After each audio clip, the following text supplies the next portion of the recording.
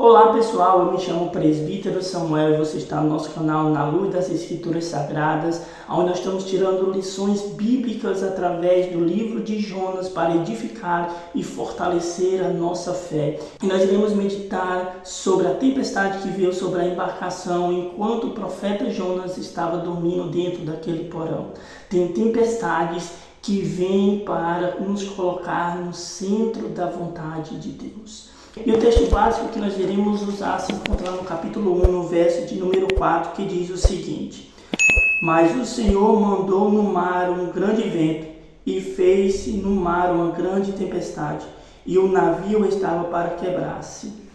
Nós vemos que Deus aqui permitiu uma grande tempestade vir sobre o profeta Jonas e aquela embarcação, porque Jonas estava distante da vontade de Deus para a sua vida. Jonas, ele estava fugindo de Deus para ir para Tarse, mas a vontade de Deus para o profeta era que ele viesse pregar contra aquela cidade de Nínive. Porém, Jonas prefere fugir da presença do Senhor e ter aquela sensação de que Deus não está vendo. Ele estava tão disposto a fugir de Deus que ele entra dentro daquele porão como se ele estivesse se escondendo de alguém.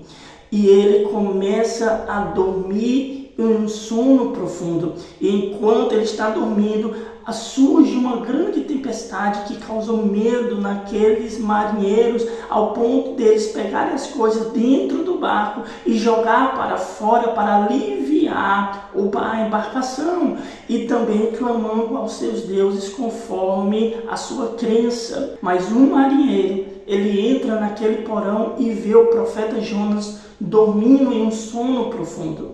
Nós vemos aqui que aquele marinheiro foi crucial para o profeta. Nós tiramos aqui uma lição muito valiosa para nossas vidas, que tem pessoas que muitas das vezes surgiu uma grande tempestade contra a sua embarcação, contra a sua vida, mas ela está dormindo em um sono profundo ao ponto de não saber o que está acontecendo.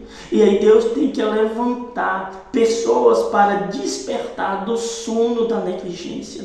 Quantas pessoas, meus amados, elas estão dormindo, cocheando em dois pensamentos, enquanto as pessoas elas estão acomodadas em um sono profundo, negligenciando a fé, negligenciando o seu chamado, a vocação de Deus para a sua vida. Aquele marinheiro olha para o profeta e diz: o que você está fazendo aí? Levanta-te e clama ao teu Deus. Aleluia!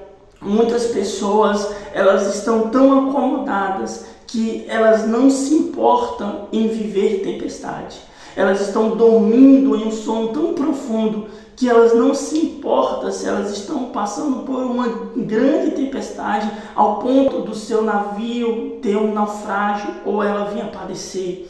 Quantas pessoas, meu querido, estão vivendo tempestades? Enquanto isso, elas estão dormindo e negligenciando. Mas aquela tempestade, para aqueles marinheiros, vieram para revelar que tinha alguém dentro daquela embarcação que não estava no centro da vontade de Deus. E não eram os marinheiros, mas sim o profeta Jonas, que estava fugindo da sua missão, da sua vocação e do seu chamado.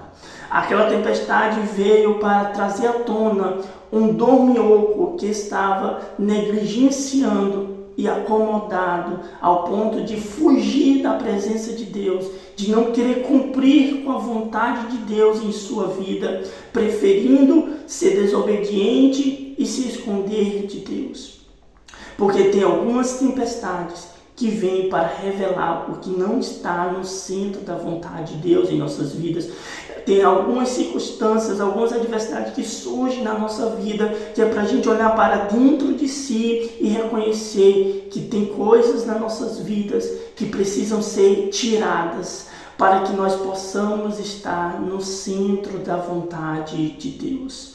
A pergunta que eu faço para você é: por que Deus não revelou ao profeta em sonho? Deus não falou diretamente com o profeta, Deus não deu visão para o profeta, mas permitiu uma tempestade tempestade para que ele viesse se colocar no centro da vontade de Deus.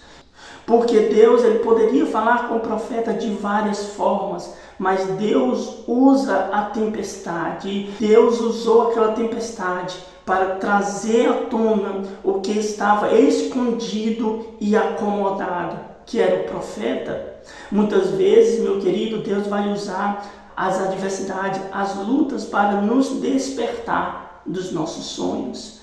E que nós possamos, em meio às nossas adversidades e tempestades que surgem nas nossas vidas, reparar o que não está em conformidade com a vontade de Deus. E que nós possamos nos colocar no centro da vontade do Senhor, para que nós não venhamos sofrer com as tempestades que Deus permite em nossas vidas.